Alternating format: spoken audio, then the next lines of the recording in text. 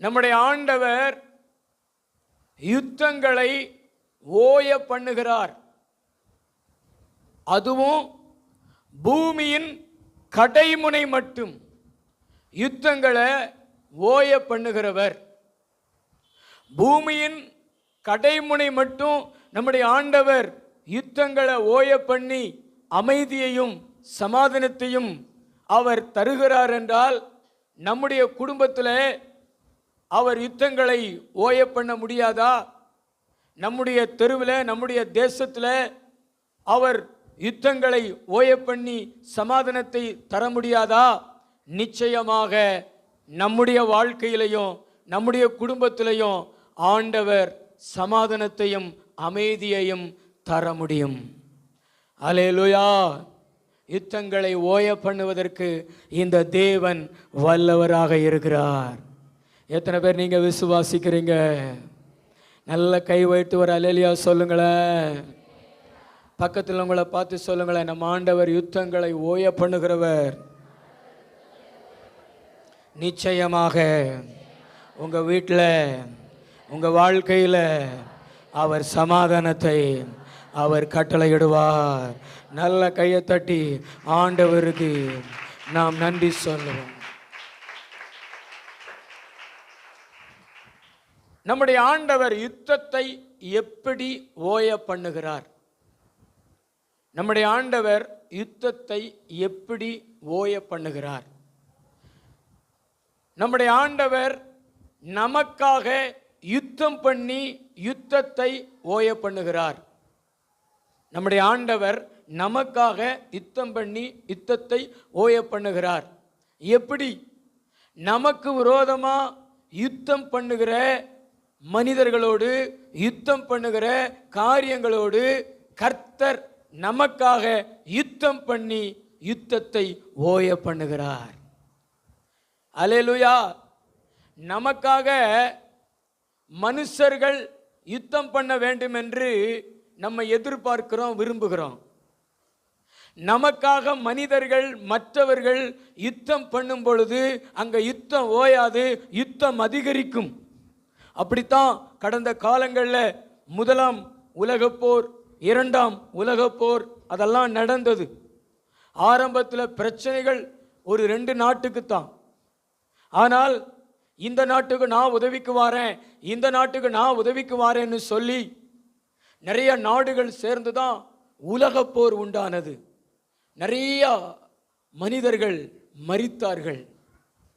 நமக்காக மனுஷர்கள் யுத்தம் பண்ணக்கூடாது, நமக்காக தேவன் யுத்தம் பண்ண வேண்டும். நமக்காக தேவன் யுத்தம் பண்ண வேண்டும். நமக்காக தேவன் யுத்தம் பண்ணும் பொழுது நம்ம வாழ்க்கையில யுத்தங்கள் ஓய்ந்து விடும். ஆமென். எத்தனை பேர் அதை விசுவாசிக்கிறீங்க? நல்ல கைகளை போய் தலையில சொல்லுங்களேன். ஹல்லேலூயா. யுத்தத்தை ஓய பண்ண வேண்டும் என்றால் நமக்காக தேவன் யுத்தம் பண்ண வேண்டும். நமக்காக தேவன் யுத்தம் பண்ண வேண்டும் என்றால் நாம் என்ன செய்ய வேண்டும்? அதைத்தான் நான் உங்களுக்கு சொல்ல போகிறேன். அல்லேலூயா. ஒரு 4 காரியத்தை நான் உங்களுக்கு வேகமாக சொல்லுகிறேன். இன்னைக்கு செய்தியினுடைய தலைப்பு யுத்தங்களை ஓய பண்ணும் கர்த்தர். ஆமென். முதலாவதாக வாசிங்க 1 ராஜாக்களின் புஸ்தகம் 2வது அதிகாரம் 32வது வசனம். அவன் தன்னை பார்க்கிலும் நீதியும் நற்குணமும் உள்ள 2 பேராகிய நேரின் குமாரன் அப்னேர் என்னும் இஸ்ரவேலின் படைத்தலைவன் மேலும் ஏதேரின் குமாரன் அமாசா என்னும் யூதாவின் படைத்தலைவன் மேலும் விழுந்து என் தகப்பனாகிய தாவீதுக்கு தெரியாமல் அவர்களை பட்டயத்தால் கொன்ற அவனுடைய இரத்த பலியை கர்த்தர் அவனுடைய தலையின் மேல் திரும்ப பண்ணுவாராக.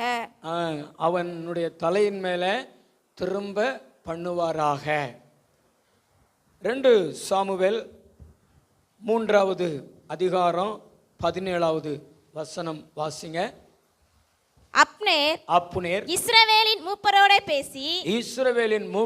பேசி தாவீதை உங்கள் மேல் ராஜாவாக வைக்கும்படிக்கு தாவீதை உங்கள் மேல் ராஜாவாக வைக்கும்படிக்கு நீங்கள் அநேக நாளாய் தேடினீர்களே, நீங்கள் அநேக நாளாய் தேடினீர்களே, இப்போதும் அப்படி செய்யுங்கள், இப்போதும் அப்படி செய்யுங்கள். என் தாசனாகிய தாவீதின் கையினால், என் தாசனாகிய தாவீதின் கையினால், என் ஜனமாகிய இஸ்ரவேலை, என் ஜனமாகிய இஸ்ரவேலை பெலிஸ்தியரின் கைக்கும், பெலிஸ்தியரின் கைக்கும், அவருடைய எல்லா சத்துருக்களின் கைக்கும், அவர்களுடைய எல்லா கைகளின் சத்துருக்களின் கைகளுக்கும் நீங்களாக்கி ரட்சிப்பேன் என்று கர்த்தர் தாவீதை குறித்து சொல்லி இருக்கிறாரே என்றான். கர்த்தர் தாவீதை குறித்து சொல்லி இருக்கிறாரே என்றான்.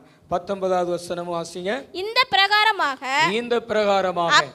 அப்னேர் பென்யமீன் மனுஷர் காதுகள் கேட்க பேசினான். பென்யமீன் மனுஷர்கள் காதுகள் கேட்க பேசினான். பின்பு அப்னேர் இஸ்ரவேல் பார்வைக்கும் பென்யமீனுடைய எல்லா குடும்பத்தாரின் பார்வைக்கும் சம்மதியானதை எல்லாம் எப்ரோனிலே தாவீதின் காதுகள் கேட்க பேசுகிறதற்கு போனான். போதும் நான் சொல்றேன், நல்லா கவனிங்க. தேவன் ஒரு மனுஷனுக்காக அவன் மரித்த பின்பு கூட அவனுக்காக யுத்தம் பண்ணுகிறாரு, அவனுடைய சந்ததிக்காக யுத்தம் பண்றாரு. தேவன் அப்படி யுத்தம் பண்ணின அந்த மனுஷனுடைய பேர் என்ன பேர் அப்படின்னா, சவுல் ராஜ்யபார காலத்தில் இராணுவ தளபதியாக இருந்த அப்னேர். அவர் சவுலுக்கு சித்தப்பா மகன், சிறிய தகப்பனுடைய மகன். அவர் இராணுவ தளபதியா இருந்தாரு. அவர் சவுல் மரித்த பின்பு தாவீதுக்காக பேசுகிறாரு.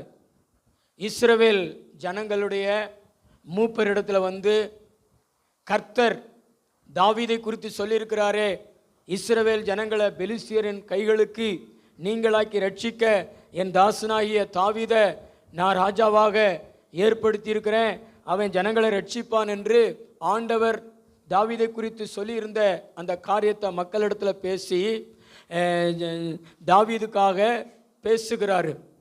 அதற்கு பின்பு அவருடைய கோத்திரம், அவர் பெஞ்சமின் கோத்திரம், அந்த மனுஷர்களிடத்திலும் பேசுகிறாரு. அதுக்கு பிறகு தாவீதை மக்கள் ராஜாவாக்குறாங்க.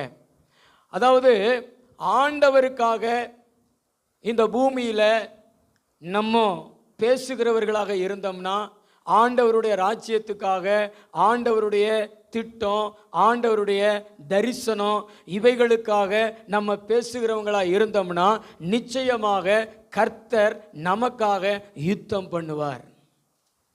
இந்த அப்னேரை தாவீதினிடத்தில் கர்த்தர் கொண்டு வந்தார். தாவீதினிடத்தில் சமாதானமாக பேசினார். தாவீது அப்னேருக்கு விருந்தெல்லாம் வச்சாரு. விருந்து முடிஞ்சு போகும்பொழுது தாவீதோடு கூட இருந்த இன்னொரு தளபதி யோவாப் பொறாமைனால இந்த அப்னேரை கூப்பிட்டு கத்தியை மறைச்சு வச்சிருந்து குத்தி போட்டுட்டார். அந்த இரத்தப்பழி பின் நாட்களில் யோவாப் மேலே கேட்கப்படுகிறது. தாவீது மரித்த பின்பு, சாலமோன் ஆட்சிக்கு வந்த பின்பு, சாலமோனுடைய தளபதி பெனாயா அவரிடத்துல சொல்லி, நீ யோவாபை போய் வெட்டி போடு அப்படின்னு சொல்றாரு. யோவாபு ஒரு ஆசரிப்பு கூடாரத்துக்குள்ள போய் ஒளிந்து கொள்றாரு. வெளியே வரமாட்டேங்கிறாரு. அப்போ பெனாயா வந்து ராஜாவினிடத்தில் சொல்லும் பொழுது, நீ உள்ளேயே அவனை கொண்டு போட்டுன்னு சொன்ன உடனே அந்த கூடாரத்துக்குள்ளேயே, கர்த்தரின் கூடாரத்துக்குள்ளேயே கொலை செய்யப்பட்டு விடுகிறார். அப்னேருக்காக யோவாப் கொலை செய்யப்பட்டு அங்கே கர்த்தர் அந்த அப்னேருடைய குடும்பத்துக்காக யுத்தம் பண்ணுகிறாரு.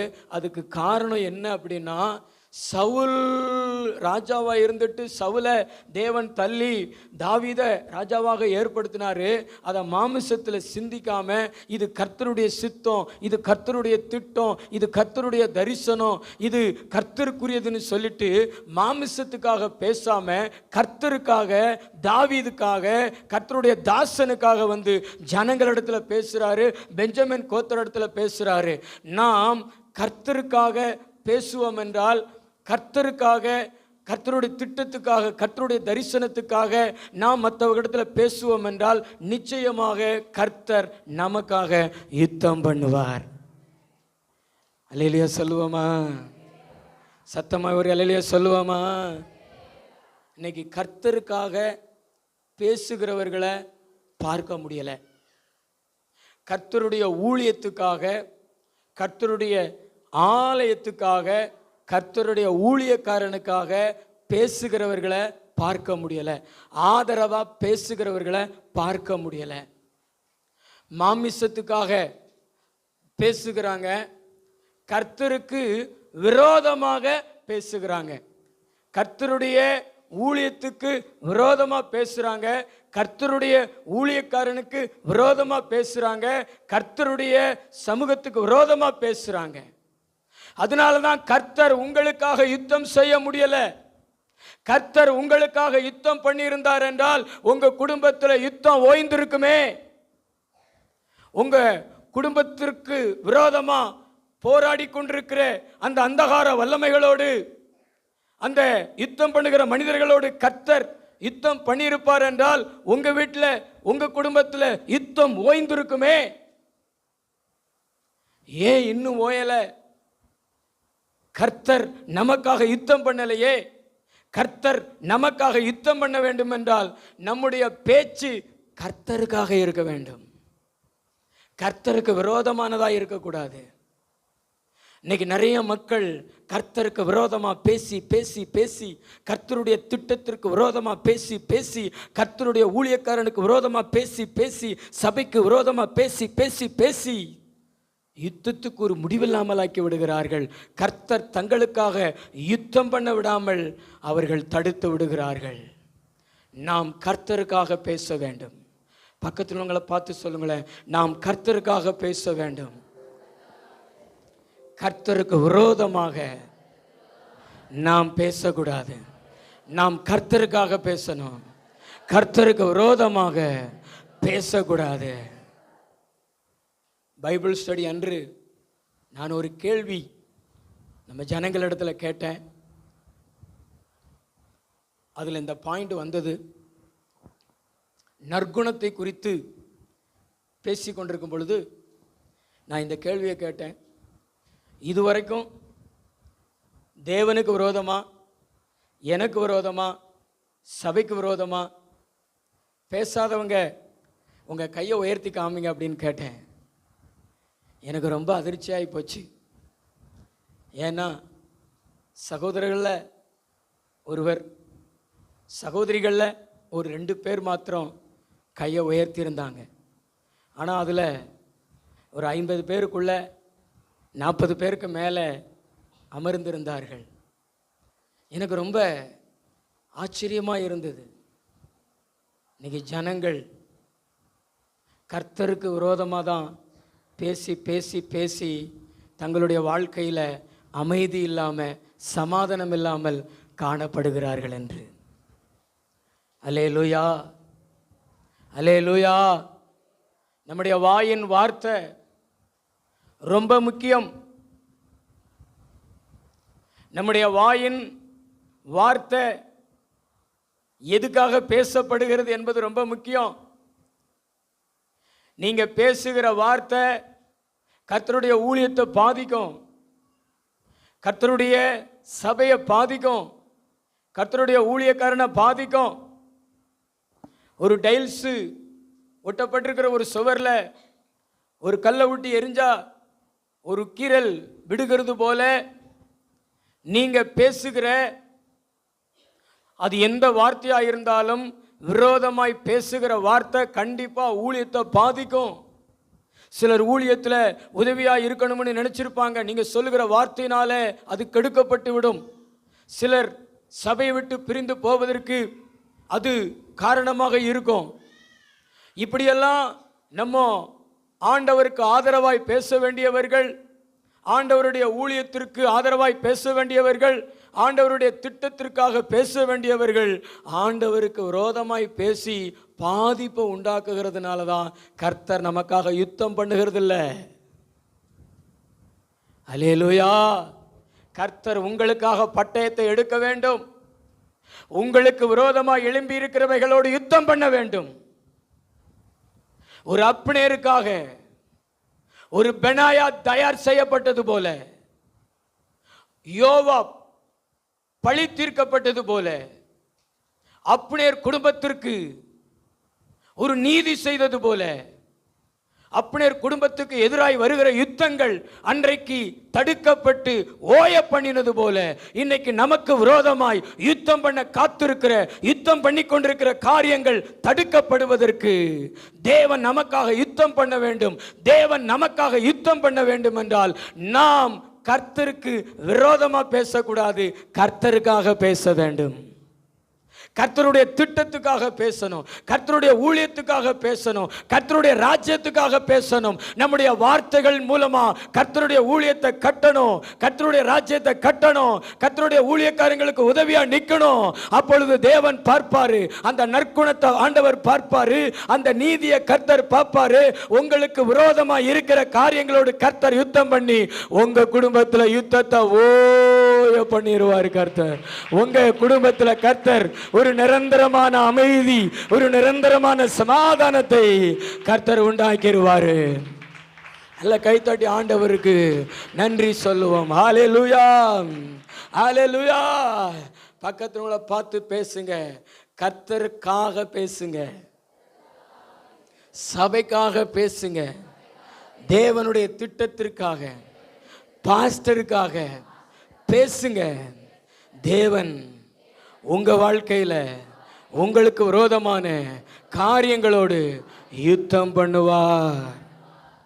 ஆனா கர்த்தருக்கு விரோதமா மாத்திரம் பேசிடாதீங்க, சபைக்கு விரோதமாக மாத்திரம் பேசிடாதீங்க, ஊழியக்காரனுக்கு விரோதமாக மாத்திரம் பேசிடாதீங்க. அதாவது நீங்க எதை பேசுறீங்களோ அதுதாங்க நீங்க. நீங்க எதை பேசுறீங்களோ அதுதான் நீங்க. உங்களுடைய பேரெல்லாம் பார்த்தீங்கன்னா பயங்கரமான பேராக இருக்கலாம். உங்களுடைய பேர்லேயே ராஜா, ராணி, செல்வம் அப்படியெல்லாம் பேர் இருக்கலாம். அது உங்க பேர் அல்ல. உங்களுக்கு விசுவாசி, ஆத்துமா, தேவனுடைய பிள்ளை அப்படியெல்லாம் பேர் இருக்கலாம். அதுவும் உங்களுடைய பெயர் அல்ல. நீங்க பேசுகிறத வச்சு தான் உங்களுடைய பெயர் முடிவு செய்யப்படுகிறது. நீங்க பேசுகிறத வச்சு தான் உங்களுடைய வாழ்க்கையின் முடிவும் முடிவு செய்யப்படுகிறது. நீங்க வாசித்து பாருங்களேன். என்னாகமம் புஸ்தகம் 16வது அதிகாரம் 11வது வசனம். என்னாகமம் புஸ்தகம் 16:11. இதற்காக நீயும் உன் கூட்டத்தார் அனைவரும் கர்த்தருக்கு விரோதமாகவே கூட்டம் கூடினீர்கள்.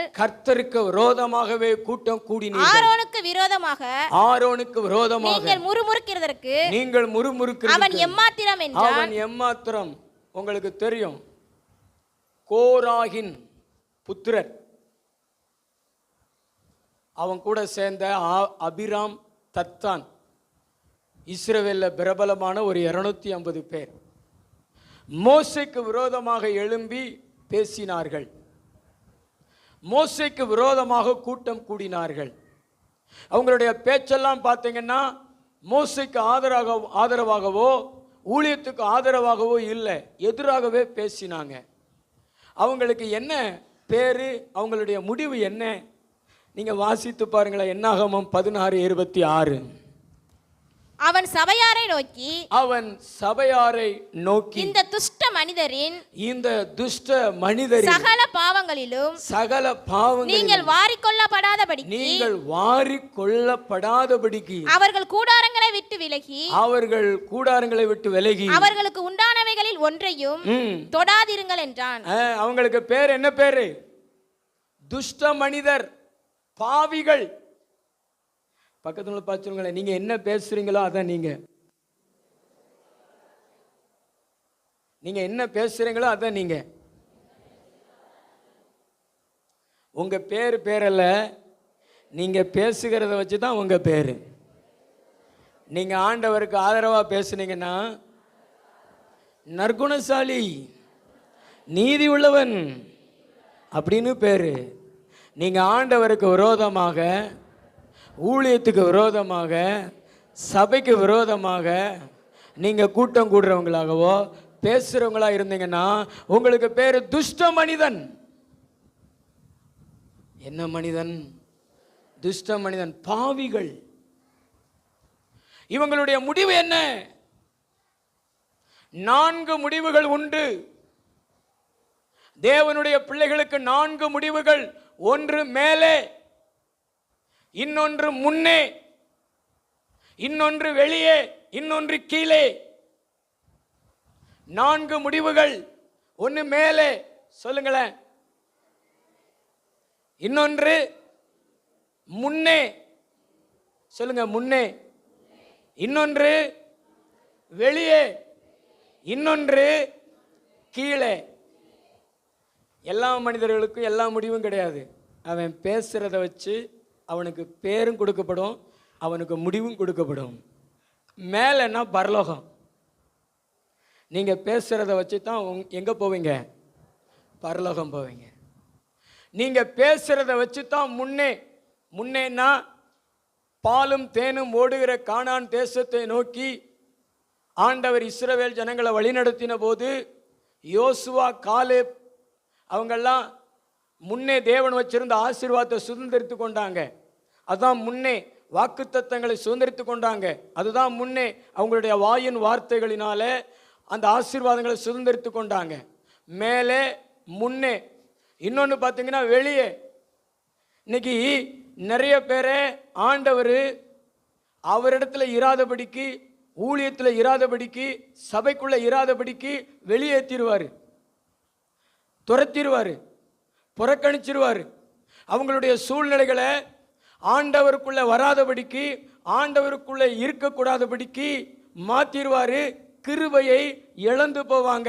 லோத்துவினுடைய குமாரத்திகள் லோத்துவுக்கு பிள்ளைகளை பெற்றெடுத்து அந்த சந்ததியை தேவ சந்நிதிக்கு அவங்க விலக்கி விட்டாங்க. அதே மாதிரி தான் இன்னைக்கு நிறைய பேரை கர்த்தர் சபையை விட்டு வெளியேற்றிடுவார். சபைக்குள்ளே வராதபடிக்கு, ஆண்டவருடைய பிரசனத்துக்குள்ளே இராதபடிக்கு, ஊழியத்தில் இராதபடிக்கு வெளியேற்றிடுவார். இவங்களுக்கும் நரகம். இன்னொன்று பார்த்தீங்கன்னா கீழே. கீழே கீழே எது அப்படின்னா பாதாளம். கீழே எது அப்படின்னா நரகம்.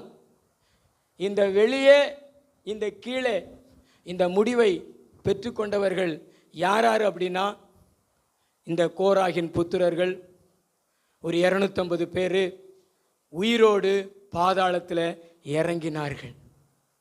உயிரோடு பாதாளத்துக்குள்ளே இறங்கினார்கள். காரணம், அவங்களுடைய வாயின் வார்த்தை தான் அந்த முடிவை கொண்டு வந்தது. இன்னைக்கு ஆண்டவர் நம்மோடு கூட பேசுகிறாரு. நாம் ஆண்டவருக்கு விரோதமாக ஒரு நாளும் பேசிடக்கூடாது. ஊழியத்துக்கு விரோதமாக ஒரு நாளும் பேசிடக்கூடாது.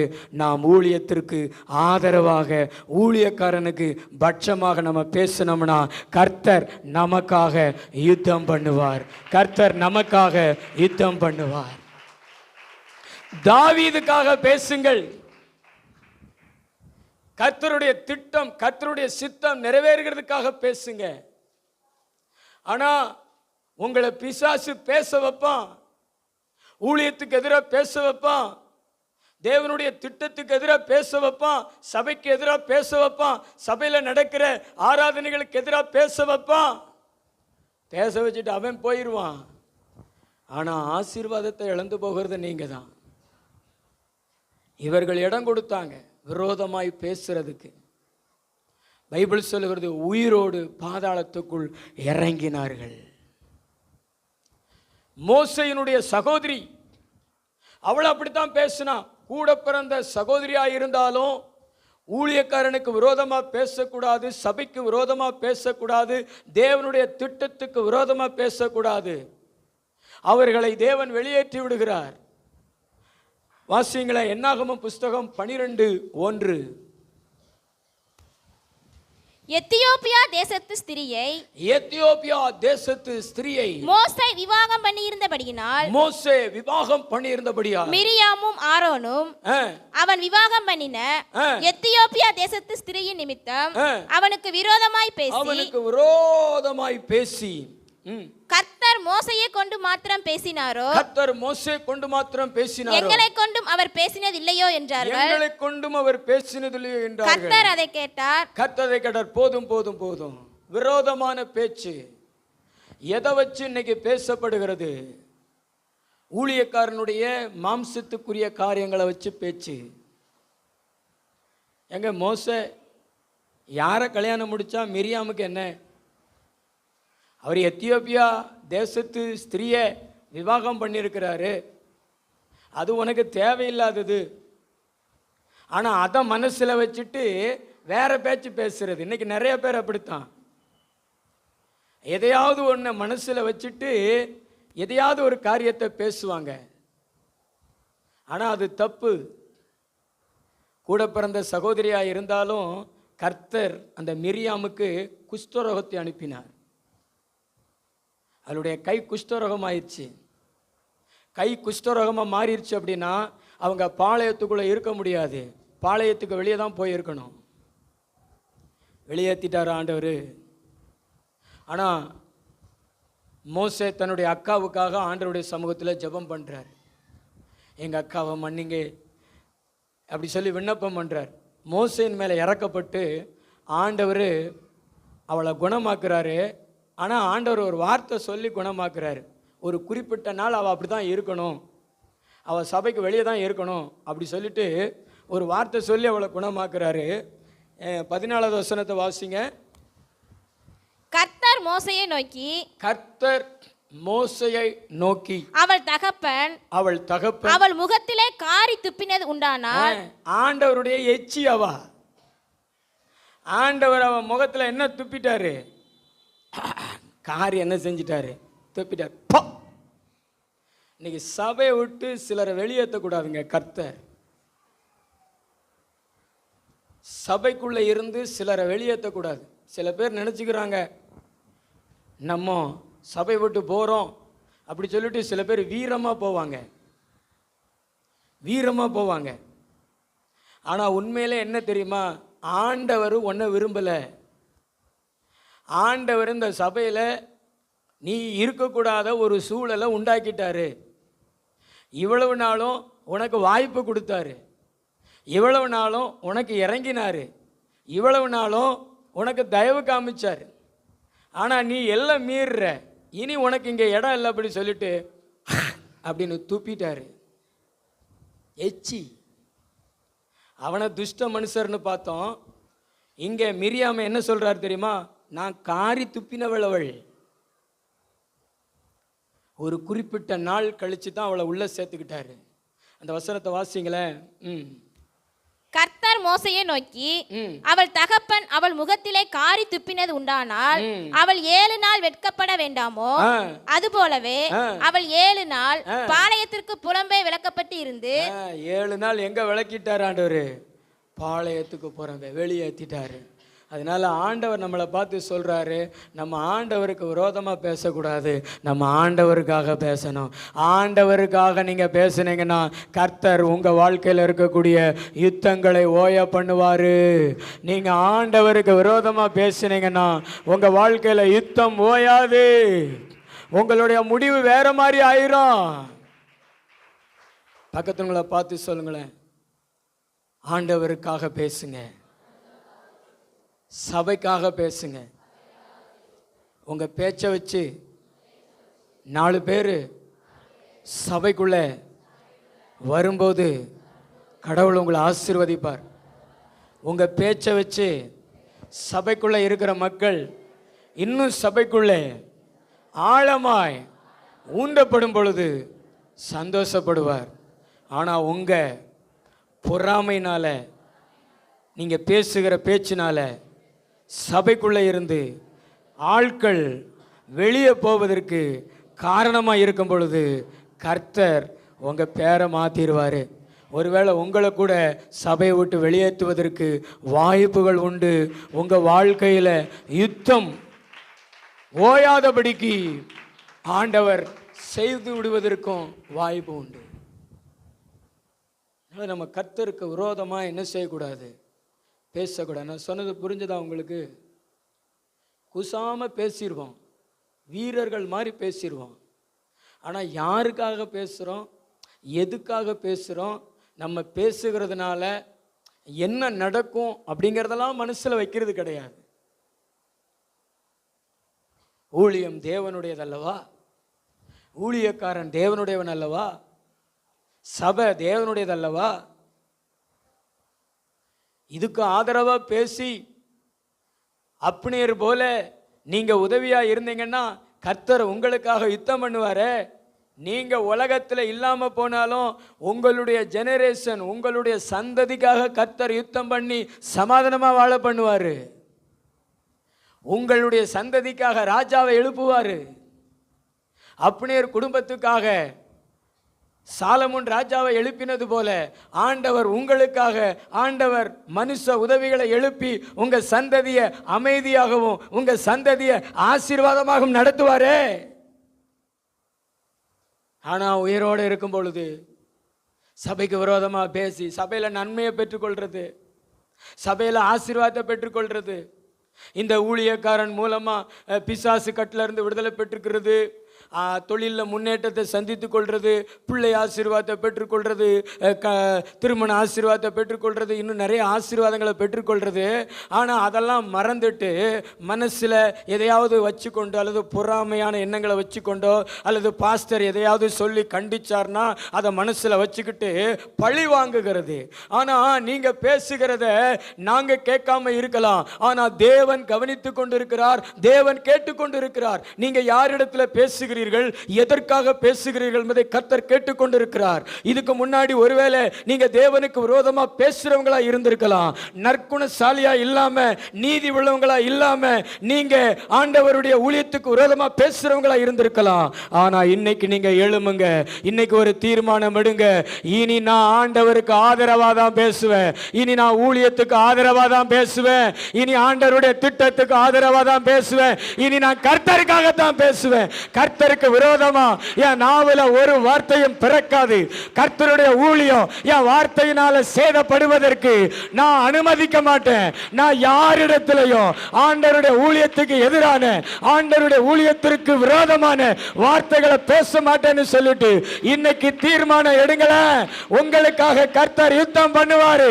மகனே மகளே, உன் வீட்டில் யுத்தம் ஓய்ந்தது, உன் வீட்டில் யுத்தம் ஓய்ந்தது, அமைதி திரும்பினது, சமாதானம் திரும்பினது. நல்ல தலைக்கு மேல கூட கை தட்டி தேவாதி தேவனை மகிமைப்படுத்துங்க. ஆண்டவர் நம்மோடு கூட பேசுகிறார், ஆண்டவர் நம்மோடு கூட உணர்த்துகிறார், நமக்கு உணர்த்துகிறார். நாம் மனம் திரும்ப வேண்டும். இந்த வாயினால தான் நிறைய நன்மைகளை நம்ம இழந்து நிற்கிறோம். அப்னேர் போல சொந்தக்காரங்களிடத்துலலாம் சபைக்கு ஆதரவா பேசுங்க, சபையில நடக்கிற நல்ல காரியங்களை பத்தி பேசுங்க. நம்ம சபையில எத்தனையோ நல்ல காரியங்கள் நடந்திருக்கிறது, ஆனா அதை குறித்தெல்லாம் நீங்கள் பேசியிருக்கிறீங்களா? சபையில நடக்கிற அற்புதங்களை குறித்து பேசியிருக்கிறீங்களா? ஆனா ஒண்ணுமே இல்லாத காரியத்தை மீட்டிங் போட்டு பேசி பேசி பேசி தான் ஆசீர்வாதத்தை இழந்திருக்கிறீர்கள். கோராகின் புத்திரர்களாய் இருக்கக்கூடாது. அபிராம், தத்தான் இப்படிப்பட்ட கோஷ்டிகளோடு நம்ம சேரக்கூடாது. நம்ம மோசையோடு கூட இருந்து, நம்ம தேவனோடு கூட இருந்து தேவனை போல நம்ம பேசணும், தேவனுக்காக பேசணும். பேசுவீங்களா? எத்தனை பேர் பேசுவீங்க? ரெண்டு கைகளை உயர்த்தி, நான் ஆண்டவருக்காக பேசுவேன். சொல்லுங்களேன், சொல்லுங்களேன். இதுக்கு முன்னாடி நீங்க பேசினதுக்கெல்லாம் நீங்க மன்னிப்பு கேளுங்க.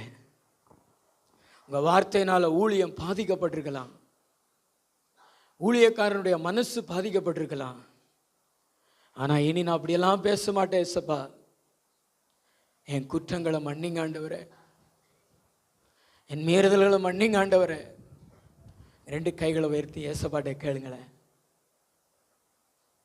ஏசப்பா வருத்தம் கொண்டிருக்கிறார் உங்களுடைய வாயின் வார்த்தையினால.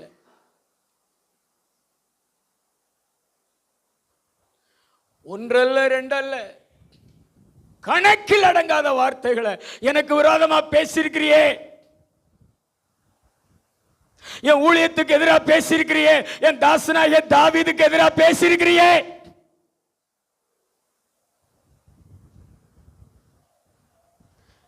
இன்னைக்கு ஆண்டவர் உன்னை பார்த்து பேசுகிறாரு. இன்னைக்கு மனம் திரும்ப நான் உனக்கு இறங்குகிறேன். உனக்கு நான் கொடுத்த பேர் பேராக இருக்கும், வேற பேர் உனக்கு கொடுக்கப்படாது. ஓ, நல்ல 2 கைகளை தட்டி ஆண்டவரை மகிமைப்படுத்துங்க. நல்ல 2 கைகளை தட்டி தேவனை மகிமைப்படுத்துங்க.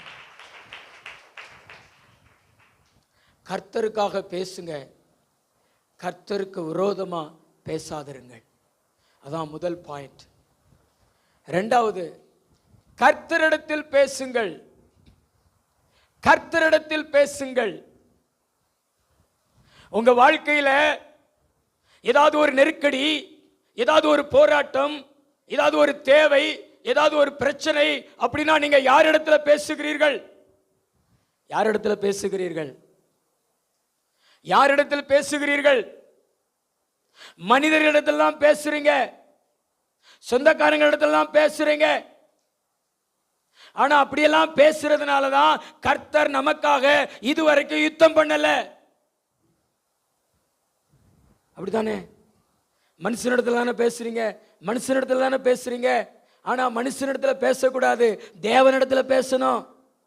தேவனிடத்துல பேசணும். ஒரு ராஜா, யோசபாத் என்கிற ஒரு ராஜா, அவருக்கு விரோதமா 3 ஜாதிகள் எழும்பி வந்து காத்திருக்கிறது இவங்களுடைய சுதந்திரத்தை திருடுறதுக்கு.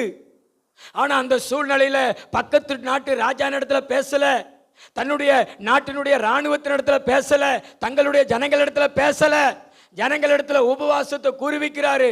சின்ன குழந்தையிலிருந்து புருஷர்கள், பெண்கள் அப்படி சொல்லி எல்லாரும் வந்துட்டாங்க. எல்லாரும் உபவாசித்து ஜெபிக்கிறாங்க. எல்லாரும் ஆண்டவருடைய பாதத்துல உபவாசித்து காத்திருக்கிறாங்க. இந்த ராஜா ஒரு வார்த்தை சொல்லி ஜெபிக்கிறாரு. இதுதாங்க இன்னைக்கு நம்ம ஜெபிக்க வேண்டிய ஜெபம். இப்படிப்பட்ட ஒரு ஜெபத்தை நீங்க பண்ணிட்டீங்கன்னா, இப்படிப்பட்ட ஒரு பேச்சை நீங்க ஆண்டவரத்துல பேசிட்டீங்கன்னா, அவர் பரலோகத்துல அவர் இருக்க முடியாது, இறங்கி வந்துருவாரு, உங்களுக்கு அற்புதத்தை செஞ்சிருவாரு, அதிசயத்தை செஞ்சிருவாரு. ஏன்னா அந்த ஜெபம் அப்படிப்பட்ட ஜெபம். அல்லேலூயா. 2 நாளாகமம் 20:12 அந்த ராஜா ஜெபிக்கிற அந்த ஜெபம், எங்கள் தேவனே, எங்கள் தேவனே, அவர்களை நீர் நியாயம் தீர்க்க மாட்டீரோ, அவர்களை நீர் நியாயம் தீர்க்க மாட்டீரோ, எங்களுக்கு விரோதமாக வந்த, எங்களுக்கு விரோதமாக வந்த இந்த ஏராளமான கூட்டத்திற்கு முன்பாக நிற்க, இந்த ஏராளமான கூட்டத்திற்கு முன்பாக நிற்க எங்களுக்கு பலன் இல்லை, எங்களுக்கு பலன் இல்லை. இப்படி யாருங்க சொல்லுவா? இன்னைக்கு தேவனிடத்துல இப்படி சொல்லுவாங்களா? ஆண்டவரே எங்களுக்கு பலன் இல்லைன்னு சொல்லுவாங்களா? ஆனா இவர் சொல்றாரு, ஆண்டவர் அந்த ஏராளமான கூட்டத்திற்கு முன்பாக நிற்க எங்களுக்கு பலன் இல்லை. இன்னைக்கு நிறைய மனுஷர்கள் பார்த்தீங்கன்னா மற்ற மனுஷர்களிடத்துல போய் தங்களுடைய இயலாமையை சொல்லுவாங்க, காலில் விழுவாங்க, கண்ணீர் சிந்துவாங்க.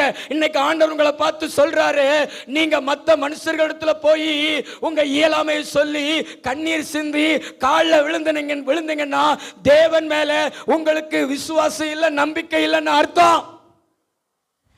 நீங்க மனுஷனிடத்துல போய் உங்க இயலாமையை சொல்லக்கூடாது, நீங்க மனுஷனிடத்துல போய் கெஞ்சக்கூடாது, நீங்க மனுஷனிடத்துல போய் கண்ணீர் சிந்தக்கூடாது.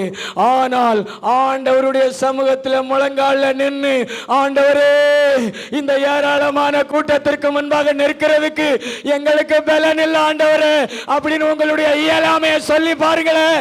உங்களுடைய இயலாமையை சொல்லி பாருங்களேன். கர்த்தர் உங்களுக்காக யுத்தம் பண்ண வருவாரு. ஆனா மற்ற இடத்துல எல்லாம் போய் விழுந்துடுறது, ஆனா கர்த்தர் இடத்துல மாத்திரம் தங்களை தாழ்த்துறது கிடையாது. ஆனா இந்த ராஜாவா இருந்தார். அவர் சொல்ற வார்த்தையை கவனிச்சு பாருங்களேன். ஆண்டவரே அந்த ஏராளமான கூட்டத்திற்கு முன்பாக எங்களுக்கு நிற்கிறதுக்கு பலன் இல்லப்பா, ஸ்ட்ரென்த் இல்லப்பா அப்படி சொல்றாரு ஒரு ராஜா. அவரிடத்துல ராணுவம் இருக்குது, அவரிடத்துல ஜனங்கள் இருக்கிறாங்க. ஆனாலும் அந்த தேவாதி தேவனிடத்தில் அவர் சொல்ற வார்த்தை, இந்த ஏராளமான கூட்டத்திற்கு முன்பாக நிற்பதற்கு எங்களுக்கு பலன் இல்லை அப்படி சொல்றாரு. ஏன் பலன் இல்லைன்னு சொல்றாரு தெரியுமா? எங்களுக்கு உங்களுடைய பலன் வேண்டும் ஆண்டவரே, எங்களுக்கு உங்களுடைய பலன் வேண்டும் ஆண்டவரே, எங்களுக்கு உம்முடைய வல்லமை வேண்டும் ஆண்டவரே. இந்த உலகத்துல உங்களுடைய வல்லமைக்கு முன்னாடி உங்களுடைய வல்லமையை எதிர்த்து நிற்க இந்த உலகத்துல யாருக்கு பலன் உண்டு? ஒருவருக்கும் பலன் இல்லை ஆண்டவரே, எங்களுக்கு பலன் வேண்டும் என்று கேட்கிறார். நம்ம எல்லாம் அப்படி ஜெபம் பண்ணி பழகணுங்க. உங்களுக்கு திறமைகள் இருக்கலாம். அப்படி திறமைகள் இருந்தால் கூட நீங்கள் இப்படி ஜெபம் பண்ணி பழகுங்க. அதாவது ஜெபம் பண்ணுறதே ஒரு பெரிய தாழ்மை. ஜெபம் பண்ணுறதே ஒரு பெரிய தாழ்மை. நீங்கள் ஒரு காரியத்தை ஜெபம் பண்ணி செய்கிறீங்கன்னா அதுவே ஒரு பெரிய தாழ்மை. அதில் ஆண்டவருடைய உதவி, ஆண்டவருடைய ஹெல்ப்பிங் நமக்கு கிடைக்கும். கர்த்தர் அதை நம்முடையதாக இருக்கிறத அவருடையதாக மாற்றிடுவார். வாசிங்கள், அந்த வசனங்களை தொடர்ந்து வாசிங்களேன். எங்கள் தேவனே, எங்கள் தேவனே, அவர்களை நீர் நியாயம் தீர்க்க மாட்டீரோ, அவர்களை நீர் நியாயம் தீர்க்க மாட்டீரோ, எங்களுக்கு விரோதமாக வந்த இந்த ஏராளமான கூட்டத்திற்கு முன்பாக நிற்க, இந்த ஏராளமான கூட்டத்திற்கு முன்பாக நிற்க எங்களுக்கு பலன் இல்லை. எங்களுக்கு பலன் இல்லை. நாங்கள் செய்ய வேண்டியது இன்னதென்று எங்களுக்கு தெரியவில்லை. எங்களுக்கு தெரியல. ஆகையால் எங்கள் கண்கள் உம்மையே நோக்கி கொண்டிருக்கிறது. நாங்க என்ன செய்யன்னு தெரியல. சிஸ்டர், உங்களுடைய பிரச்சனைகள் மத்தியில, உங்களுடைய போராட்டங்கள் மத்தியில நீங்க இப்படி ஜெபம் பண்ணி இருக்கிறீங்களா?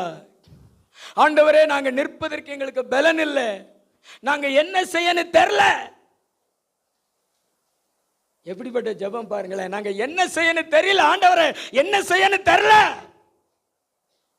அடுத்து சொல்றாரு, நாங்க வேற யாரையும் நோக்கி பார்க்கல, வேற யாரையும் கண் நோக்கி பார்க்கல, எங்க கண்கள் உண்மையை நோக்கி பார்த்து கொண்டிருக்கிறது. இந்த 3 வார்த்தையினால கர்த்தரை அசைஞ்சிட்டாருங்க. கர்த்தர் அசைஞ்சு ஆலயத்து நடுவே உட்கார்ந்து இருக்கிற ஒரு ஆசாரியன் மேல, ஒரு லேவியன் மேல கர்த்தருடைய ஆவி இறங்கி அவர் எந்திரிச்சு சொல்றாரு, யுத்தம் உங்களுடையதல்ல, யுத்தம் தேவனுடையது. நீங்கள் சும்மா நின்று கர்த்தர் உங்களுக்காக செய்யும் ரட்சிப்பை பார்ப்பீர்கள் என்று கர்த்தர் சொல்றாரு. அதேபடி அந்த 3 ஜாதிகளையும் கர்த்தர் ஒருவருக்கு விரோதமா எழுப்பி எல்லாத்தையும் ஆண்டவர் மடிந்து போக ஆண்டவர் செயல்பட்டு கடைசியில் யோசபாத் ராஜாவுக்கும் யூத ஜனங்களுக்கும் ஒரு யுத்தம் இல்லாத, ஒரு சமாதானம் உள்ள, ஒரு அமைதியான வாழ்க்கையை தேவன் கொடுத்தார். நல்ல கைத்தட்டி ஆண்டவருக்கு நன்றி சொல்லுங்க. நல்ல 2 கையை தட்டி ஆண்டவருக்கு நன்றி சொல்லுங்க. நீங்க ஆண்டவரிடத்துல பேசுங்க. உங்க பிரச்சனைகள் நடுவில், அது எவ்வளவு பெரிய பிரச்சனைகளா இருந்தாலும் முழங்கால நின்று ஆண்டவரிடத்துல பேசுங்க. உங்களுடைய பெரிய பண தேவையா இருந்தாலும் ஆண்டவரிடத்துல பேசுங்க. உங்களுக்காக கர்த்தர் யுத்தம் பண்ணுவார். இங்க செஞ்சாரு. 2 நாளாகமம் 20:15 வாசித்து பாருங்களேன். சகல யூதா கோத்திரத்தாரே, எருசலேமின் குடிகளே, ராஜாவாகிய யோசேப்பாத்தை கேளுங்கள். நீங்கள் அந்த ஏராளமான கூட்டத்திற்கு பயப்படாமலும் கலங்காமலும் இருங்கள் என்று கர்த்தர் உங்களுக்கு சொல்கிறார். இந்த யுத்தம் உங்களுடையதல்ல, தேவனுடையது. நீங்க ஜெபிக்கிறதுக்கு முன்னாடி அது உங்களுடையது, ஆனா ஜெபிச்ச பின்பு அது தேவனுடையது. அது பண தேவையா இருந்தாலும் ஜெபிக்கிறதுக்கு முன்னாடி அது உங்களுடையது, ஜெபித்த பின்பு அது தேவனுடையது. உங்களுடைய வேலையா இருந்தாலும் ஜெபிப்பதற்கு முன்பாக அது உங்களுடையது, ஜெபித்த பின்பு அது தேவனுடையது. ஹல்லேலூயா, ஹல்லேலூயா. பிரதர், உங்க இயலாமையை ஆண்டவரிடத்துல சொல்லுங்க. அதுதான் ஜெபம், அதான் தாழ்மை உள்ள ஜெபம். தனி ரூம்புக்குள்ளே நீங்கள் முழங்கால் படிட்டு அப்பா என்ன செய்யணும் தெரில அப்படி சொல்லி ஜெபம் பண்ணி பாருங்களேன், கர்த்தர் உங்களுக்காக யுத்தம் பண்ணுவார். ஆனால் நம்ம அப்படி ஜெபிக்கிறது இல்லை. தேவனிடத்தில் நம்முடைய இயலாமையை சொல்கிறது கிடையாது. அதாவது ஒரு ரகசியத்தை நான் உங்களுக்கு சொல்கிறேன். மனுஷனிடத்தில் நீங்கள் உங்கள் இயலாமையை சொன்னீங்கன்னா, நீங்கள் கண்ணீர் சிந்தினீங்கன்னா, நீங்கள் காலில் விழுந்தீங்கன்னா, உங்களை அவன் அற்பமாக நினைப்பான், உங்களை அடிமைப்படுத்துவான், அவனுடைய ஆசைகளுக்கும் அவனுடைய விருப்பங்களுக்கும் உங்களை பயன்படுத்தி கொள்ள நினைப்பான். ஆனால் தேவனிடத்தில் நீங்கள் உங்கள் இயலாமை சொன்னீங்கன்னா, தேவனிடத்தில் கண்ணீர் சிந்தினீங்கன்னா, தேவனுடைய பாதத்தில் கெஞ்சி கிடந்தீங்கன்னா, அவர் இறங்கி வந்து உங்களுக்காக யுத்தம் பண்ணி உங்களுக்கு சந்தோஷத்தையும் மகிழ்ச்சியையும் கொடுப்பாரு. இந்த யோசபாத் ராஜாவுக்கு ஆண்டவர் சந்தோஷத்தை கொடுத்தாரே, மகிழ்ச்சியை கொடுத்தாரே, ஒரு நிரந்தர அமைதியை கொடுத்தாரே. 3 நாட்கள் கொள்ளையிட்டார்கள். சண்டை போட போனவங்க அந்த பொருட்களை எடுத்துட்டு வந்தாங்க. கர்த்தர் அங்க ஏற்கனவே யுத்தம் பண்ணியிருந்தாரு. ஆனா இவங்க யுத்தம் செய்யணும் தான் போனாங்க. பாடகர் குழுவை முன்னாடி நிறுத்தி பின்னாடி ஆயுதம் ஏந்தியவர்களை அனுப்பி யோசபாத் ராஜா போனாரு. ஆனால் தூரத்தில் பார்க்கும் பொழுது எல்லாம் விழுந்து கிடக்கிறது இவங்களுக்கு தெரிகிறது. பக்கத்தில் போய் பார்க்குறாங்க, எல்லாம் செத்து கிடக்கிறாங்க. 3 நாட்களாக கொள்ளையடிச்சிட்டு வந்து பெராக்கா என்கிற இடத்துல கூடி கர்த்தருக்கு ஸ்தோத்திரம் செலுத்துறாங்க, மகிழ்ச்சியோடு இருக்கிறாங்க. அதுக்கு பிறகு ஒரு அற்புதம் நடக்க பாருங்களா, அதுதான் மெயின். 2 நாளாகமா 20, 29, 30 கர்த்தர் இஸ்ரவேலின் சத்துருக்களோட யுத்தம் பண்ணினார் என்று கேள்விப்பட்ட அந்த தேசத்து ராஜ்யத்தார் மேல் தேவனால் உண்டான பயங்கரம் வந்தது. இவ்விதமாய் தேவன் சுற்றுப்புறத்தால் யுத்தமில்லாத இளைப்பாறுதலை யுத்தமில்லாதபடிக்கு இளைப்பாறல் அவனுக்கு கட்டளையிட்டதினால் அவர்களுக்கு கட்டளையிட்டதினால் யோசேபாத்தின் ராஜ்யபாரம் அமெரிக்கா இருந்தது. ஹல்லேலூயா.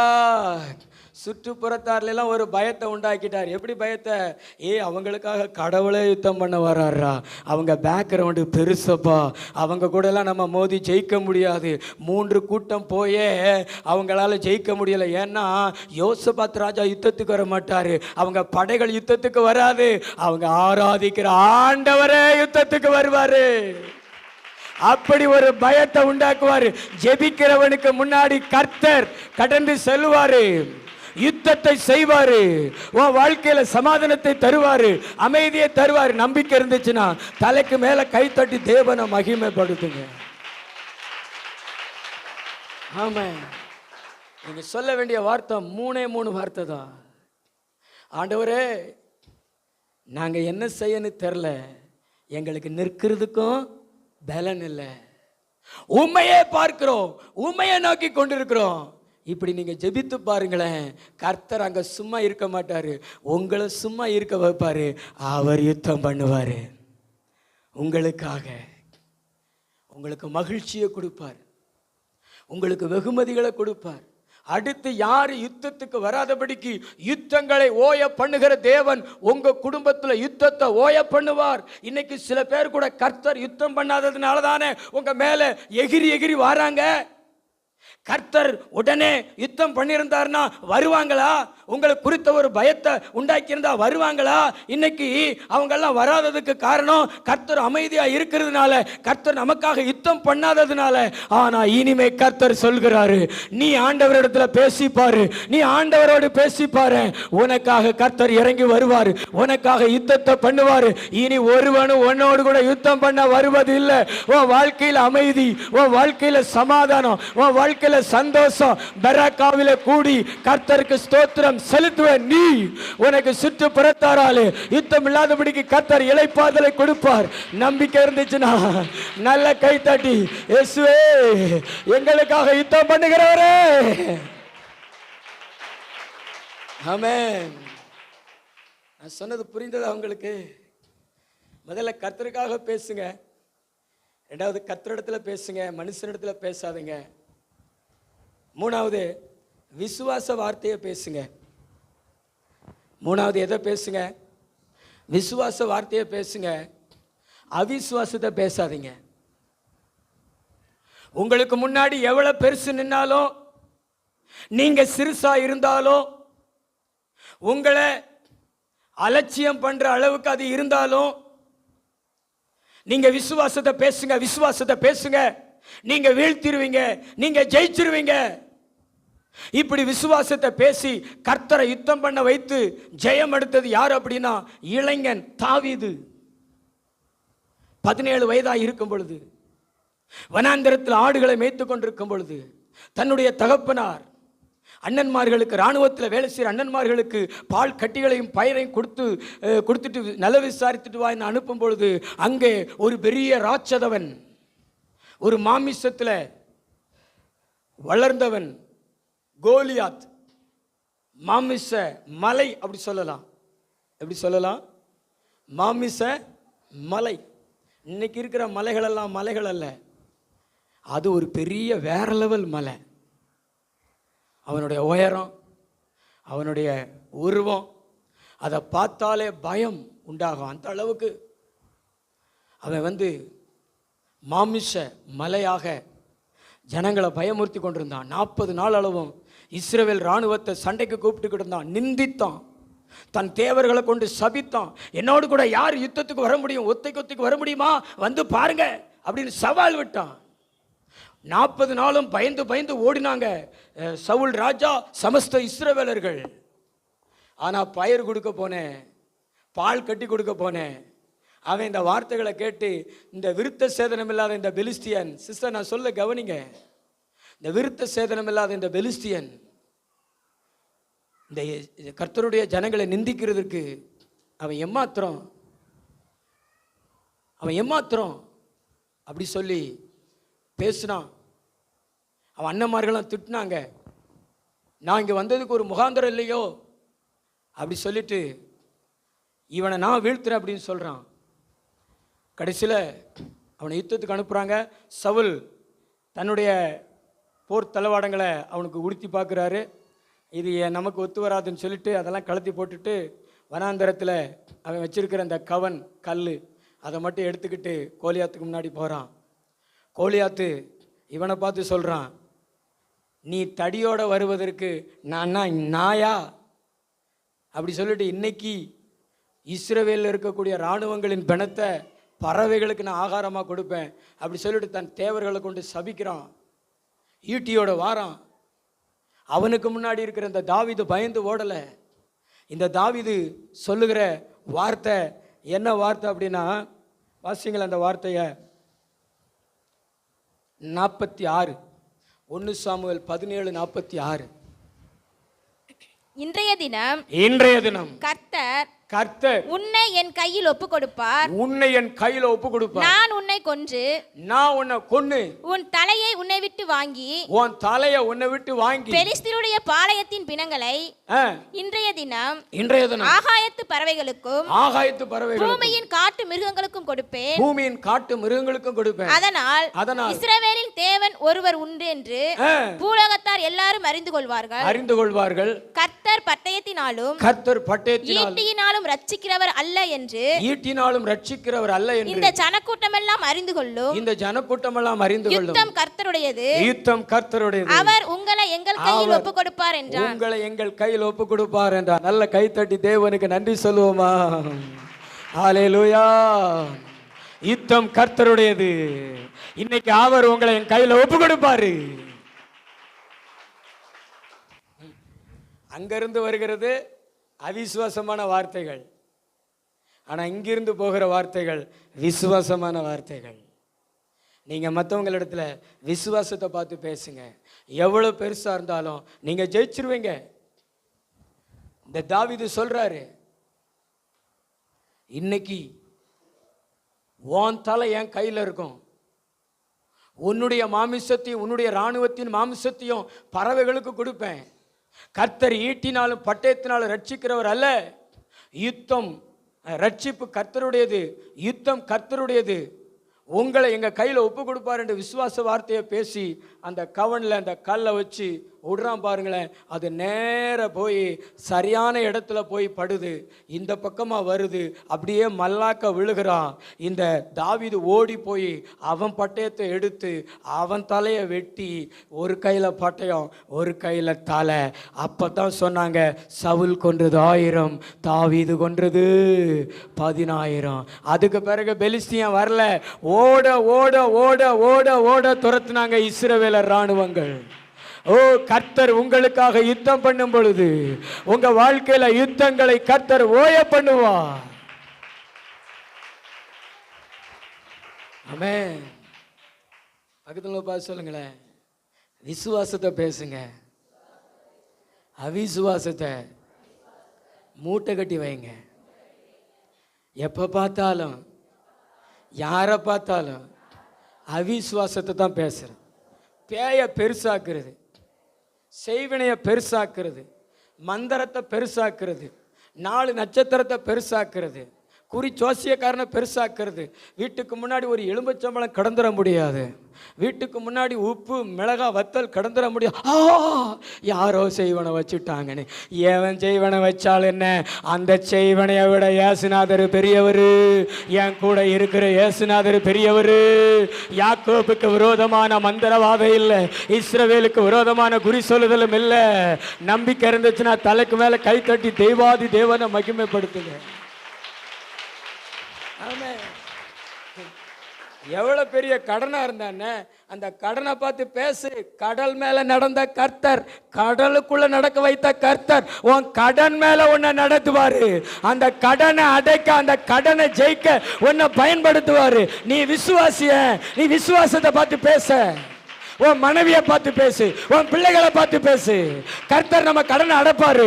நம்மளாம் நல்லா இருப்போம், நம்மளாம் ஆசீர்வாதமா இருப்போம்.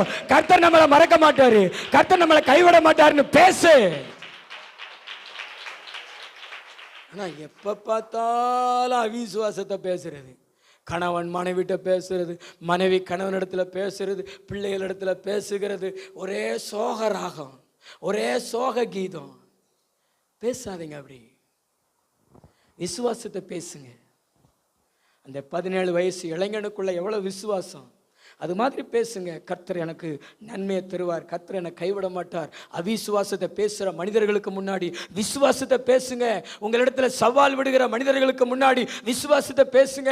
சில மனிதர்கள் சவால் விடுவாங்க, மாமியார் சவால் விடுவாங்க, மருமகள் சவால் விடுவாங்க, கணவன் சவால் விடுவார், மனைவி சவால் விடுவார், பிள்ளைகள் சவால் விடுவாங்க, மற்ற மனிதர்கள் சவால் விடுவாங்க. உங்களுக்கு விரோதமாக எழும்புகிற மனிதர்கள், அப்படிப்பட்ட மனிதர்களுக்கு முன்னாடி கர்த்தர் உங்களுக்காக யுத்தம் பண்ணி உங்க குடும்பங்களில் சமாதானத்தை ஏற்படுத்தி வைப்பார், சந்தோஷத்தை ஏற்படுத்தி வைப்பார், யுத்தத்தை ஒரு முடிவுக்கு கொண்டு வருவார். யார் உங்களை விரோதித்தாங்களோ அவங்களே உங்களிடத்துல சமரசம் ஆகிறதுக்கு கர்த்தர் அனுக்கிரகம் பண்ணுவார். அது மாமியாரா இருந்தால், அது மருமகளா இருந்தால், அது கணவரா இருந்தால், அது மனைவியா இருந்தாலும் கர்த்தர் பேசுவார். கர்த்தர் பேசுனதுக்கு அப்புறம் அவங்க உங்க கூட யுத்தம் பண்ண மாட்டாங்க. கர்த்தர் உங்களுக்காக யுத்தம் பண்ணி இருக்கிறாரு. ஹல்லேலூயா. எத்தனை கோலியாத்துகள் வந்து மிரட்டினாலும் நாங்கள் பயப்படுகிறது இல்லை. பெரும்பாலும் பாருங்களேன், இந்த கர்த்தருக்கு விரோதமாக பேசுகிற ஆட்கள்லாம் மாமிசத்தில் ஒல்லியா குள்ளமா இருக்கலெல்லாம் பேச மாட்டாங்க. ஆனால் நல்லா சாப்பிட்டு பருத்து யானை மாதிரி இருக்கிற ஆட்கள் தான் அப்படியே கர்த்தரிடத்தில் வந்து மோதுவாங்க. இப்படி ஆள்களை பார்த்து தான் பேசுகிறார் கர்த்தர். இந்த கல்லின் மேல் மேதுகிறவன் நொறுங்கி போவான், இது எவன் மேலே விழுகிறதோ அது அவனை நசிக்கப்படும். கர்த்தருக்கு விரோதமான எந்த யுத்தமும் வாய்க்காது. அல்லேலூயா. எத்தனை கோலியாத்துகள் எழும்பினாலும் அந்த கோலியாத்துகள் பறந்து போவார்கள். நான் சொல்றதை எத்தனை பேர் நம்புறீங்க? ஆண்டவருடைய விசுவாச பிள்ளைகள் அற்பமா எண்ணுகிற அளவுக்கு தான் இருப்பாங்க, அசட்டை பண்ற அளவுக்கு தான் இருப்பாங்க. நம்மளெல்லாம் ஒரு நாய் கூட அசட்டை பண்ணுது, ஒரு நாய் கூட அசட்டை பண்ணுது. நான் ரோட்ல நேற்று சைக்கிள் ஓட்டிட்டு வரும் பொழுது ஒரு சின்ன குட்டி நாய் ஆன்னு என் காலை கடிக்க வந்துச்சு. நான் காலை தூக்கிட்டேன், என் காலை கடிக்கல. நம்மகிட்ட எல்லாம் நாய் மோதுற அளவுக்கு தான் நம்ம மற்றவங்களுக்கு முன்னாடி அப்படி இருக்கும். ஆனால் நம்ம பக்கத்தில் இருக்கிறவர், நம்ம மூலமாக காரியங்களை செய்கிறவர் பெரியவர் என்பது மக்களுக்கு தெரியல. அல்லேலூயா, அல்லேலூயா. நல்ல கைத்தட்டி ஆண்டவருக்கு நன்றி சொல்லுங்களேன். ஏன்னா எங்க கூட மோதுறதெல்லாம் பெரிய பெரிய அசுத்த ஆவிகள். இந்த 25 வருஷமா ஆண்டவர் இந்த அசுத்த ஆவிகளை முறியடிச்சு எங்களுக்கு ஜெயம் கொடுத்துக்கிட்டு இருக்கிறாரு. இல்லைன்னா ஊழியம் செய்ய முடியுமா? உலகத்தில் இருக்கிறவனிலும் உங்களிடத்துல இருக்கிற இயேசு பெரியவர். பக்கத்துல பார்த்து சொல்லுங்களேன், உலகத்தில் இருக்கிறவனிலும் உங்களிடத்துல இருக்கிற இயேசு பெரியவர், பெரியவர். கோலியாத்துகளை விட இயேசு பெரியவர். நல்ல கைத்தட்டி ஆண்டவருக்கு நன்றி சொல்லுங்க. எத்தனை கோலியாத்துகள் வந்தாலும் இங்கே அவனால விழதான் முடியும், அவனால விழதான் முடியும். ஆனா தாவீதுகளை மேற்கொள்ள முடியாது. சவுல் கொன்றது 1000, தாவீது கொன்றது 10000 என்று சொல்லி கர்த்தர் கீர்த்தியும் புகழ்ச்சியுமா தான் வைப்பாரு. ஊழியத்தை தாவீத வைப்பாரு.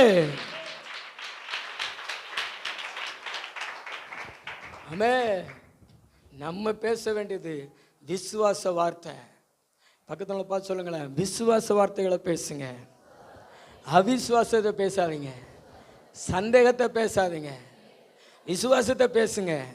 வாய்ப்பே இல்லைனாலும் பேசுங்க. அசட்டை பண்ற அளவுக்கு இருந்தாலும் பேசுங்க. ஏன்னா நம்ம ஆண்டவர் எதையும் எப்பவும் எப்படியும் செய்வதற்கு அவர் வல்லவராக இருக்கிறார்.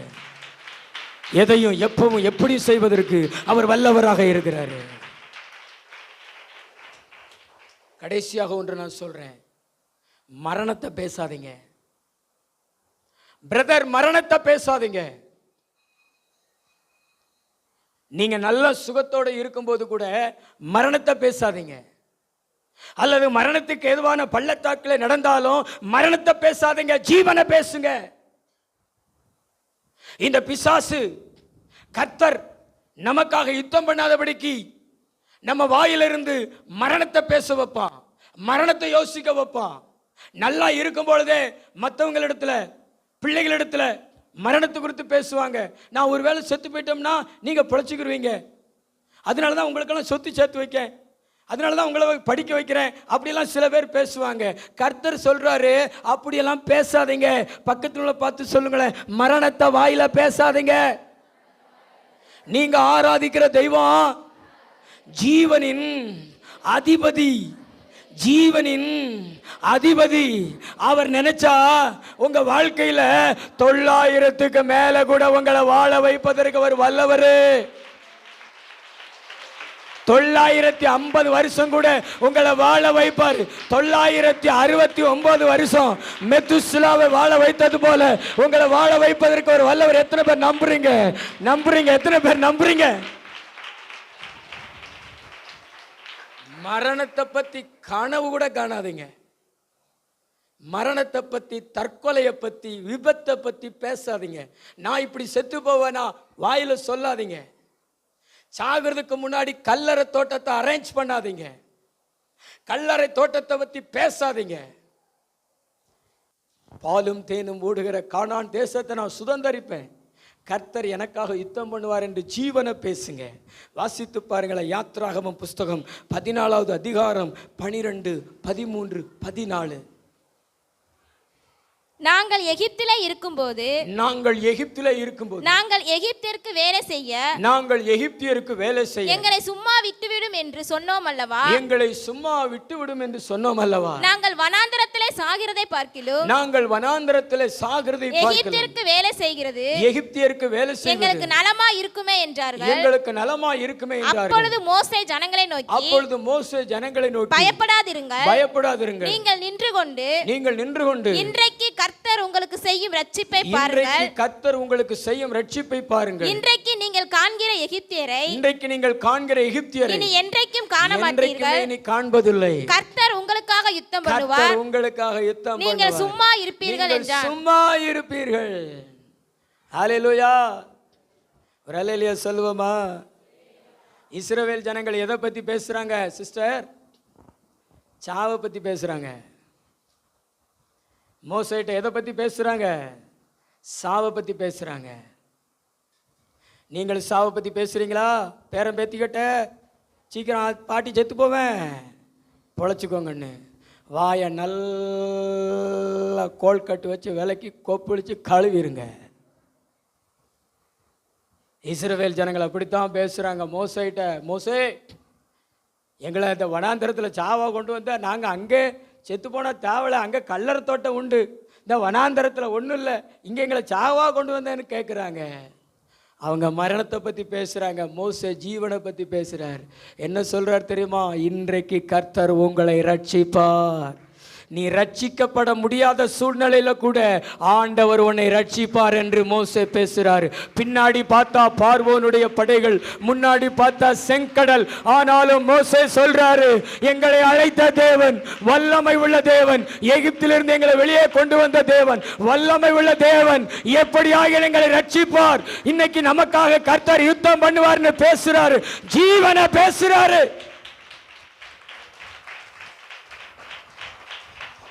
ஜீவனை பேசுறார். இன்னைக்கு நமக்காக கர்த்தர் யுத்தம் பண்ணுவார். நீங்க கர்த்தர் உங்களுக்கு செய்ய ரட்சிப்பை பார்ப்பீர்கள் என்று பேசுறார். அதே மாதிரி ஆண்டவர் மோசே சொல்றார், மோசே நீ சும்மா பேசிக்கிட்டே இருக்கிறது என்ன, உன் கையில் இருக்கிறது என்னது, கோல் நீட்டு. கடல் மேலே நீட்டுறாரு, கடல் பிளக்குது, ஜனங்களை நடத்துறாரு. பின்னாடி ஒருத்தன் ஓடி வரான் பார்த்தீங்களா, அவன் தான் மரண ஆவி, அவன் தான் பார்வோனின் ஆவி. கொல்லுவேன், அழிப்பேன், பிடிப்பேன்னு. இன்னைக்கு கூட உங்களை துரத்தி வரலாம், தற்கொலையின் ஆவி துரத்தி வரலாம், கனவுல வந்து துரத்தலாம், அல்லது அசுத்த ஆவி வந்து துரத்தலாம், உன்னை கொன்றுவேன் அப்படியெல்லாம் மிரட்டலாம். ஆனால் அதுக்கெல்லாம் நீங்கள் பயப்படாதீங்க.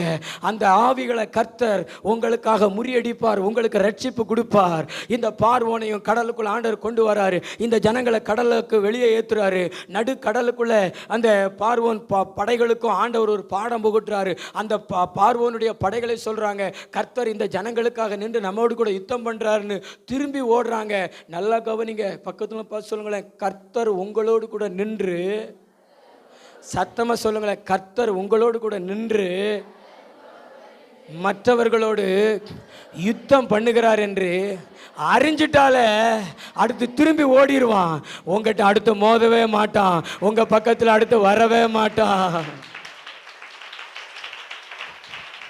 அல்லேலூயா. நல்ல கை தட்டி ஆண்டவருக்கு நன்றி. ஆமென். பார்வோனுடைய படைகள் பின்னாடி போனாலும் உங்களை அழிப்பேன் கொல்லுவோன்னு நினைச்சவனை ஆண்டவர் சும்மா விட மாட்டார். அவனை கரையேற விடலை, கடலை மூடிட்டார். பார்வோனும் படைகளை அழிஞ்சு போச்சு. அவர் சொன்ன வார்த்தையை நிறைவேற்றினார். இன்றைக்கு காண்கிற இந்த எகிப்தியனை நீ என்றைக்குமே நீ காண்பதில்லை. ஓ, ஜீவனை பேசுங்க, தேவனை பேசுங்க. ஆண்டவர் உங்களை ஜீவனில் நடத்துவார், உங்களுக்காக யுத்தம் பண்ணுவார்.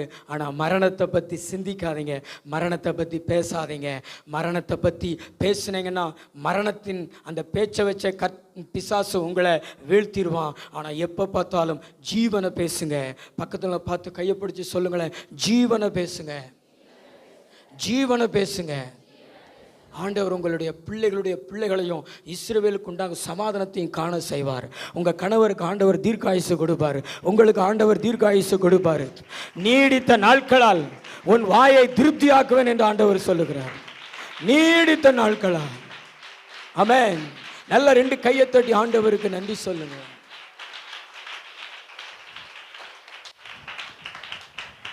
மரணத்தை பேசாதீங்க, மரணத்தை சிந்திக்காதீங்க. பிசாசனுடைய தந்திரம் என்ன தெரியுமா? சில இடங்களில் மரணம் நடக்கிறத பார்த்து அதையே நம்ம சிந்தனையில் கொண்டு வந்து நமக்கு அப்படி நடக்கும், நம்ம பிள்ளைகளுக்கு அப்படி நடக்கும் அப்படின்னு நினைக்க வைப்பான். நமக்கெல்லாம் அப்படி நடக்காது. ஏன்னா நமக்காக கர்த்தர் யுத்தம் பண்ணுகிறவராக இருக்கிறாரே. அல்லேலூயா. அதனால் ஜீவனை பேசுங்க. பிள்ளைகளுடைய உயர்வை குறித்து அவங்களிடத்தில் பேசுங்க. கர்த்தர் உன்னை நல்லா வச்சிருப்பார், கர்த்தர் உன்னை சுகமாக நடத்துவார், கர்த்தர் உன்னை பாதுகாப்பார், கர்த்தரும் கூட இருப்பார், அப்படி சொல்லி பேசுங்க. எதிர்மறையான வார்த்தைகளை, மரணத்துக்கு எதுவான வார்த்தைகளை பேசாதீங்க. தாவீதை சவுல் எத்தனையோ முறை கொல்லுவதற்கு முயற்சி பண்ணினான், ஆனால் ஒரு முறை கூட வாய்ப்பு கொடுக்கல. அதனால தான் தாவீது சொல்றாரு, நான் மரண இருளின் பள்ளத்தாக்கில் நடந்தாலும் பொல்லாப்புக்கு பயப்படேன், தேவரீர் என்னோடு கூட இருக்கிறீர் என்று. அல்லேலூயா, அல்லேலூயா. ஜீவனை பேசுங்க. ஆண்டவர் உங்களுக்காக யுத்தம் பண்ணுவார். 4 காரியங்களை ஆண்டவர் நம்மோடு கூட பேசினார். முதல்ல கர்த்தருக்காக என்ன செய்யுங்க, பேசுங்க. 2வது கர்த்தரிடத்துல பேசுங்க. 3வது விசுவாசத்தை பேசுங்க. 4வது எதை பேசுங்க? நல்ல சத்தமாக சொல்லுங்களேன். கர்த்தருக்கு விரோதமாக மாத்திரம் என்ன செய்யாதீங்க, பேசிடாதீங்க. கர்த்தருடைய ஊழியக்காரனுக்கு விரோதமாக மாத்திரம் பேசிடாதீங்க. கர்த்தர் உங்களுக்கு யுத்தம் பண்ணாமல் போயிடுவார். கர்த்தருக்காக பேசுங்க. அப்படியே போல கர்த்தருக்காக பேசுங்க. நீங்க இந்த உலகத்தில் இல்லாட்டாலும் உங்களுக்காக, உங்க சந்ததிக்காக யுத்தம் பண்ணுகிற ஒருவர் இருப்பாரு, ராஜாவை ஏற்படுத்துவாரு. ஜெபம் பண்ணுவோமா? எல்லாரும் கண்களை மூடி ஜெபம் பண்ணுவோமா?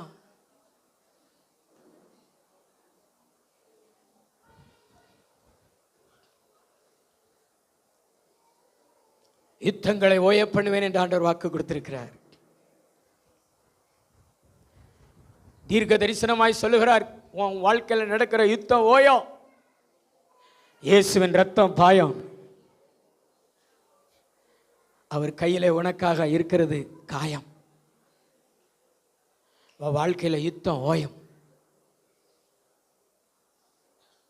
சமாதானத்துக்காக தானே ஜெபிச்சாய்.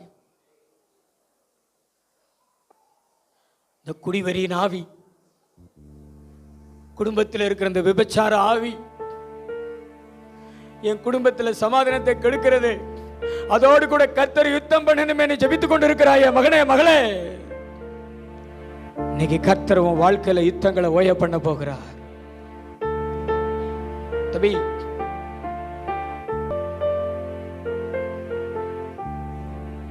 எத்தனை பேர் இன்னைக்கு யுத்தம் ஓயாதா அப்படி சொல்லிட்டு எதிர்பார்த்து வந்தீங்க? ரெண்டு கைகளை உயர்த்தி காமிக்கல. என் குடும்பத்தில் அமைதி இல்லையே, என் குடும்பத்தில் சமாதானம் இல்லையே. நல்ல ரெண்டு கை உயர்த்தி இன்னைக்கு உங்களுக்காகத்தான் ஆண்டவர் பேசியிருக்கிறாரு. உங்க வாழ்க்கையில யுத்தங்களை நான் ஓய பண்ணிட்டேன். அமைதி சமாதானம் திரும்பிட்டு,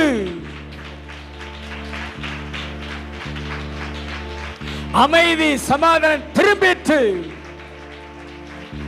அபிஷேகம் இறங்கிட்டு, அபிஷேகம் இறங்கிட்டு, அபிஷேகம் இறங்கிட்டு, அநேகர் மேல் அபிஷேகம் இறங்கிட்டு, தேவனுடைய வல்லமை இறங்கிட்டு, நிறைய பேர் மேல் அபிஷேகம் இறங்கிட்டு.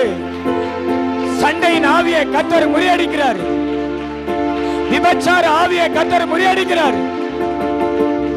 பெற்றுகள் பெற்றுகள் பெற்றுகள்.